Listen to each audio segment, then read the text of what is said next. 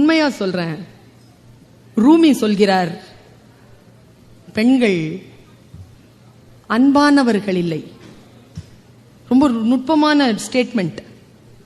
அவர்கள் இறைவனிடம் இருந்து வந்த பரிசு பொருள்.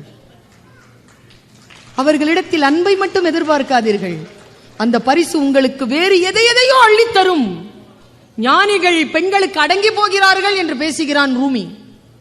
யோசிச்சு பார்த்தா, சொல்லுவதற்கு மிக கஷ்டமாக இருந்தாலும், புரிந்து கொள்வதற்கு ஏற்றுக்கொள்வதற்கு கஷ்டமாக இருந்தாலும், பெண்மை என்கின்ற விஷயம் இருக்கல, அது ரொம்ப அலாதியான சக்திங்க, அலாதியான விஷயம். அது அந்த அலாதியான விஷயத்தை போற்றக்கூடியவர்கள்.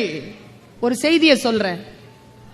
நான் சமீப காலமா மன எழுச்சிக்கான வகுப்பு நடத்துகின்ற பொழுது, பிள்ளைகளிடத்தில் பேசுகின்ற பொழுது இதை சொல்லிக் கொண்டே இருக்கிறேன். முடிந்தால் நீங்களும் ஒரு முறை இதை நினைவுபடுத்திக் கொள்ளுங்கள். தெரிந்தவர்கள் நினைவுபடுத்திக் கொள்ளுங்கள், தெரியாதவர்கள் தெரிந்து கொள்ளுங்கள். சில விஷயங்கள் நமக்கு ஏதாவது ஒன்று கத்துக் கொடுக்கணும். இப்ப இந்த அரங்கத்திற்கு நீங்கள் வந்தீர்கள். வருகின்ற பொழுது உங்களுடைய தரம் எப்படி இருந்ததோ, அரங்கத்தை விட்டு வெளியேறுகின்ற பொழுது அந்த தரம் உயர்ந்து இருக்கிறது. அந்த தரம் உயர்ந்து இருக்க வேண்டும். அதுதான் தமிழ் செய்யக்கூடிய மிகப்பெரிய நன்மையாக நான் கருதுகிறேன். தரத்தை உயர்த்துதல், நம் மனநிலையிலிருந்து அடுத்த கட்டத்திற்கு நம்ம எடுத்து செல்லுதல்.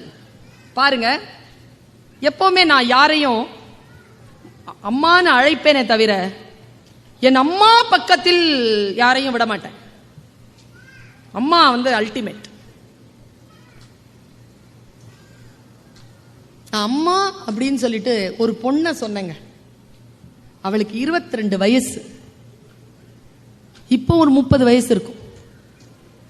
அந்த 30 வயசு பொண்ணு நான் அம்மான்னு ஏன் கூப்பிட்டேன்? அவ என்ன செஞ்சா? அப்படி யாரு அவ? நான் யாருன்னு அவளுக்கு தெரியாது. அவ மொழி வேறு, என் மொழி வேறு. அவள் நிலம் வேறு, என் நிலம் வேறு. அவள் வடநாட்டுக்காரி, நானும் அவளும் ஒரு தாய் நாடுதான். ஆனால் அவள் தேசம், அவள் பிரதேசம் வேறு, என் பிரதேசம் வேறு. அவள் கலாச்சாரம் வேறு, என் கலாச்சாரம் வேறு. அவள் மார்க்கம் வேறு, என் மார்க்கம் வேறு. ஆனாலும் நான் அவளை அம்மா என்று சொன்னேன். எப்படி அவள் என் மனதை பாதித்தாள்? அப்படி என்ன செஞ்சா அவ? எத்தனையோ விஷயங்களை நான் வாசிக்கிறேன். மனதில் தூய்மையோடு அதை நம்புகின்ற நேரத்தில் அதை நான் மற்றவர்களிடத்தில் பகிர்ந்து கொள்கிறேன். ஆத்மார்த்தமாக விஷயங்களை எப்படி நான் உள்வாங்குகிறேனோ அந்த ஆத்மபூர்வமாக அதை நான் வெளிப்படுத்துகிறேன், நான் வெளிப்படுகிறேன். அவளை நான் அம்மா என்று அழைத்தேன். எப்பொழுது தெரியுமா? அவளுக்கு வயசு 22ங்க. அவ பேரு அரூமினா சின்ஹா. அவ உத்தரப்பிரதேசத்தை சேர்ந்த ஒரு பெண், 22 வயசு, வாலிபால் பிளேயர். அவ ஒரு நாள் உத்தரப்பிரதேசத்துல டெல்லிக்கு போறா. வேலை கிடைச்சிருக்கு அவளுக்கு டெல்லிக்கு. ராத்திரி 1:30 மணி ட்ரெயின்ல 4 ஆண்கள் ஏறுறாங்க. அவ செயின் ஏதோ போட்டிருக்கா. நான் அவளை எங்க தெரியுமா பார்த்தேன்? அவளுடைய வீடியோவை பார்த்தேன். எப்ப தெரியுமா பார்த்தேன்? என்னுடைய பிள்ளைகளுக்கு, கல்லூரி பிள்ளைகளுக்கு நான் ஒரு கேம்ப் நடத்துவேன் NSSல. மன எழுச்சிக்காக, மோட்டிவேஷனுக்காக ஒரு வீடியோ கிளிப்பிங்ஸ் எடுத்து தேடி தேடி அந்த குழந்தைகளுக்கு போட்டு காட்டு. அப்படி ஒரு டாக்குமெண்ட்ரி பிலிம்ல அவ வரா. அம்மான்னு சொன்ன அவளை நான். நீங்க முடிஞ்சா யூடியூப்ல போய் அவளை போட்டு பாருங்க, அவளை போட்டு கேளுங்க. நமக்கு பல விஷயங்கள் நம் முன்னால் நிற்கிறது. நாம் சினிமாவையும் அரசியலையும் பற்றி மட்டும் தான் பேசிக்கிறோம். அதுவும் கட்சி சார்ந்த அரசியலை பேசிக்கிறோம். தேசம் சார்ந்த அரசியலை நாம் சிந்திப்பதே இல்லை. சினிமா பற்றி பேசுகிறோம். சினிமா என்பது நம்முடைய வாழ்க்கையின் கலாச்சாரங்களில் ஒன்று. அது சிறப்பாக இருக்க வேண்டும் என்ற அக்கறையோடு நாம் அதை பார்ப்பதில்லை. கேளிக்கையாக பார்த்து கடந்து போகிறோம். யோசிச்சு பார்க்கிறேன் நான். அந்த பெண் அவ பேட்டி கொடுக்கிறா. என்ன ஆச்சு தெரியுமா? 4 பேர், அவ ஹிந்தியில பேசுறாங்க. எனக்கு ஹிந்தி தெரியும், அதனால் எனக்கு புரிகிறது. கீழே ஸ்க்ரோலிங் போயிட்டு இருக்கு இங்கிலீஷ்ல. முடிஞ்சா ஹிந்தி தெரியாதவர்கள் ஸ்க்ரோலிங்ல தெரிஞ்சுக்கோ. அவ பேசுறாங்க. அவ என்ன பண்ணிருக்கா? ட்ரெயின்ல டிராவல் பண்ணிட்டு இருக்கும்போது ராத்திரி 1:30 மணிக்கு 4 பேர் ஏறுறாங்க. அந்த கோச்ல நிறைய பேர் இருந்தும் கூட அவன் அந்த செயினை பிடிச்சி ஒருத்தன் இழுக்கிறான். இவ ஸ்போர்ட்ஸ் கேர்ள், தடுக்கிறா.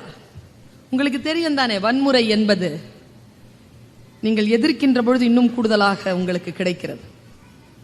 அடங்கி போனால் வன்முறை ஒரு அளவோடு இருக்கிறது, அது தொடர்கிறது. எதிர்த்தால் உயிர் போகிறது. அவ எதிர்க்கிறாங்க. 4 பேர் என்ன தெரியுமா பண்ணாங்க? அவளை பிடிச்சி இழுத்து ஆளை சின்ன பின்னமாக்கி அவளை சவமாக்கி அவளை ராத்திரி 4 மணிக்கு அவளை கொண்டு போய் அவள் போராடுறாங்க. 4 மணி வரைக்கும் போராடுறாங்க. அவளே சொல்றா, இத போராடி கொண்டு போய் அவளை கரெக்டா அந்த கதவு கிட்ட கொண்டு வந்துட்டாங்க. அவ எவ்வளவோ போராடுறா, முடியல. கதவுல இருந்து அவளை தள்ளி விடுறாங்க. ஓடுற ட்ரெயின்ல இருந்து விழறா 4:30 மணிக்கு. கீழே விழுந்துட்டு அவ சொல்றா, அவளுக்கு அவ ஜீன் போட்டிருக்கா, ஒரு காலை தொட்டு பாக்குறாளாம், கால் செதஞ்சு இருக்கான், காலா தெரியலையா. இந்த ரைட் காலை தொட்டு பாக்குறா, எலும்புகள் துருத்திட்டு இருக்கான். எப்படியோ எழுந்து நின்னு கிராஸ் பண்ணலான்னு போனா இன்னொரு ட்ரெயின் வந்து அடிச்சிருக்கு. முதுகு தண்டு உடைஞ்சு போய் விழறா. அவ சொல்றா, அடுத்த நாள் சாயந்தரம் 5:30 மணிக்கு தான் அவளை ரெஸ்கியூ பண்ண வந்திருக்காங்க. பரேலி ஹாஸ்பிட்டல் அவளை கொண்டு போய் போடுறாங்க. நான் நாய்களை விரட்டி கொண்டிருந்தேன்ங்கிறா, அன்கான்சியஸா ஆயிடக்கூடாதுங்கிறதுனால அவளை கொண்டு போய் போடுறாங்க. 5:30 மணிக்கு சாயந்தரம் டாக்டர்ஸ் வந்து சொல்றது என் காதல விழுது, அனிஸ்தீசியா இல்ல, ஆபரேட் பண்ண முடியாது, ஆபரேட் பண்ணலன்னா 2 காலையும் எடுக்கணும், ஆபரேட் பண்ணா 1 கால் எடுத்துடலாம். அந்த அம்மா சொல்லுச்சான், காலையில 4:30 மணிக்கு விழுந்தேன், சாயந்தரம் 5:30 மணி வரைக்கும் இந்த வலியோட இருந்தேன், இதை விடவா வலிச்சிட போது, எனக்கு 1 கால் வேணும், அனிஸ்தீசியா இல்லாமலேயே 1 காலை எடுங்கிறா. அன்னைக்கு ராத்திரி அவளுக்கு ஆபரேஷன் நடக்குதுங்க. நான் எங்க யோசிக்கிறேன்னா, ஆபரேஷன் நடந்து முடிஞ்சு முழுக்க அடுத்த நாள் காலை 10:30 மணிக்கு தான் அனிஸ்தீசியா வருது. அனிஸ்தீசியா கொடுக்கறாங்க. 3 நாள் மயக்கத்துல இருக்கா, விழிச்சிருக்கா. அவன் தாய் மாமா வந்தானா, வந்து பார்த்து சொன்னானா, இந்த காலில் ஃபுல்லா பிளேட், முதுகு ஃபுல்லா பிளேட், இந்த கால் இல்ல, 1 கால் இல்ல. தாய் மாமா சொன்னானா, ஏய் நீ ஸ்போர்ட்ஸ் பொண்ணுல, மலை ஏறது உனக்கு பிடிக்கும் தானே, எவரெஸ்ட் ஏறியான்னு கேட்டாராம். அவன் சிரிச்சாலாம், கால் போயிடுச்சே மாமா, முதுகு தண்டு உடஞ்சிருச்சே, நான் என்ன பண்ணுவேன், மலை ஏறதுக்கு, எவரெஸ்ட் மலை ஏறதுக்கு 2 கால் வேணாம் அப்படின்ட்டு போயிட்டாராம். அந்த ஒரு சொல் போதுமானதாக இருந்ததுன்னு பேசுறாங்க. அவ ஒரு சொல் போதுமானதாக இருந்தது. உங்களுக்கு ஒரு விஷயம் தெரியுமா, 3 மாசத்துல கேலிபர் ஷூ போட்டுக்கிட்டு 3 மாசத்துல இருந்து அவ எவரெஸ்ட் ட்ரைனிங் போறாங்க. 2011 மார்ச் மாசம் அவளுக்கு அடிபடுது. 2013 மே மாசம் 21ஆம் தேதி எவரெஸ்ட் ஏறிட்டா. எவரெஸ்ட்ல உட்காந்துக்கிட்டு இந்த பேட்டி கொடுக்கறா. அவ ஒரு டயலாக் சொன்னாங்க, ஒரு ட்ரெயின்ல அடிபட்டு அவ இப்படி கடக்கறா பாருங்க, அதை பார்க்க முடியாது உங்களால, உடம்பெல்லாம் சீவி சின்ன பின்னமாய் முகமெல்லாம் வீங்கி ப்ளூவா கிடக்கறா. போட்டோ இருக்கு அதுல. அவ சொல்றா, ஒரு ட்ரெயின்ல அடிபட்டு கீழே விழுந்து இன்னொரு ட்ரெயின்லயும் அடிபட்டு இன்னும் உயிர் போகாம இருக்குன்னா, கடவுளுக்கு என் மூலமாக நான் சாதிக்க வேண்டிய திட்டம் வேறு ஏதோ இருக்கிறது என்பதனை நான் நம்பினேன்னு சொல்றாங்க. சொல்லிட்டு நான் எங்க தெரியுமா அவளை அம்மான்னு கூப்பிட்டேன். இதுக்கெல்லாம் அம்மான்னு நான் கூப்பிட மாட்டேன். ஏன் தெரியுமா, இங்க இருக்கக்கூடிய எல்லா பெண்களும் ஆண்களும் அருமினா சின்ஹா தான்.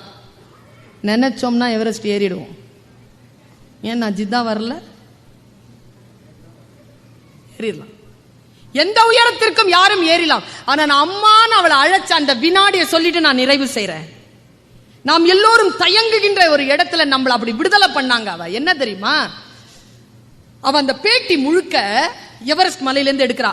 காலை அடிச்சு அடிச்சு சொல்றாங்க, இது பிரச்சனையே கிடையாது, இதெல்லாம் ஒரு பிரச்சனையே இல்ல, அடியெல்லாம் ஒரு பிரச்சனையே இல்ல அப்படிங்கிறா.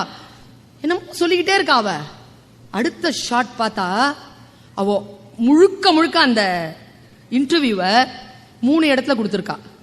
1 எவரெஸ்ட்ல கொடுத்திருக்கா, 2 அவளுடைய ரூம்ல உட்கார்ந்துட்டு அவளுடைய ஸ்டடி டேபிள்ல உட்கார்றா. மத்த 40 நிமிஷம் அந்த டாக்குமெண்ட்ரி பிலிம்ல அது ஒரு 3 நிமிஷம், உட்காந்து பேசுறது ஒரு 10 நிமிஷம். மீதி இருக்கக்கூடிய 1/2 மணி நேரம் அவன் எங்க இருந்து தெரியுமா அந்த பேட்டி கொடுத்தா, ரயில்வே ட்ராக்ல இருந்து. நீங்களும் நானும் எவரெஸ்ட் மலை ஏறிடலாங்க, ஆனா எங்கே தோல்வியுற்றோமோ, எங்கே நாம் அடிபட்டோமோ அந்த இடத்தை வந்து சந்திப்பது நம்மால் முடியாதுங்க. அவ அந்த இடத்தை சந்திச்சாங்க. அந்த இடத்தை சந்திச்சுட்டு காட்டி காட்டி சொல்றாங்க, இந்த ட்ராக்ல தான் என் உயிர் போச்சு, இந்த ட்ராக்ல தான் நான் மானம் இழந்து கிடந்தேன், இந்த ட்ராக்ல தான் என் கை கால் உடைஞ்சு கிடந்தேன், இந்த ட்ராக்ல இருந்து தான் நான் எவரெஸ்ட் ஏறினேன். இந்த ட்ராக்கை இன்னைக்கு நான் பார்க்கிறேன், இந்த ட்ராக் கிட்ட நான் சொல்றேன், நான் ஜெயிச்சிட்டேன், உன்னை என்னால் தோற்கடிக்க முடியவில்லை, நான் ஜெயிச்சிட்டேன்னு சொன்னாங்க. நாம் எங்கே தோற்றோமோ அந்த புள்ளியிலிருந்து தான் நாம் ஜெயிக்க முடியுமே தவிர, தோற்ற இடத்திலிருந்து தப்பி ஓடி வந்து வேறு இடத்தில் ஜெயிப்பது என்பது ஒரு காலமும் வெற்றி ஆகாது என்பதனை அருமினா சின்ஹா சொன்னதனால் நான் அவளை அம்மா என்று சொன்னேன். ஏனென்றால் என் தாய் எனக்கு சொல்லி தந்தாள், யார் உன்னை அவமானப்படுத்தினாலும் அந்த உதடுகளில் இருந்துதான் நீ பாராட்டை வாங்க வேண்டுமே தவிர அவர்களை எதிர்த்து விட்டு அப்புறம் செல்லுவது அல்ல உன் நோக்கம் என்று சொல்லி தந்த காரணத்தினால் சொல்லுகிறேன். வாழ்க்கையில் வாய்ப்புகள் வரும், அந்த வாய்ப்புகளை ஆகுமானதாக மாற்றிக்கொண்டு இறை அச்சத்தோடு அடுத்த கட்டத்திற்கு உயர்வதற்கான அத்தனை தன்மைகளையும் பெறுவது என்பது மிக மிக ஆசீர்வாதமான ஒன்று. நாம் வேறு யாரோ ஒருவருடைய வெற்றியை தான் வேடிக்கை பார்க்கிறோம். அப்படி இல்லை. வாழ்க்கை எல்லோருக்கும் ஒரே வினாத்தாளை கொடுப்பதே இல்லை. முகங்களைப் போல அவரவர்களுடைய வாழ்க்கை வித்தியாசமானது. வித்தியாசமான வாழ்க்கையை நம் போக்கில் நாம் மன உறுதியோடு சந்திக்க வேண்டும். அதற்கான உதவிகளை வல்ல இறைவன் நமக்கு ஏற்படுத்தி தர வேண்டும். வல்ல இறைவன் உதவிகளை அனுப்புகின்ற போது அதை புரிந்து கொள்ளக்கூடிய மனப்பாங்கு நமக்கு இறைவனால் அருளப்பட வேண்டும் என்கின்ற வேட்கையோடு உங்கள் அத்தனை பேருக்கும் வாழ்த்துக்களை சொல்லி நிறைவு செய்கிறேன்.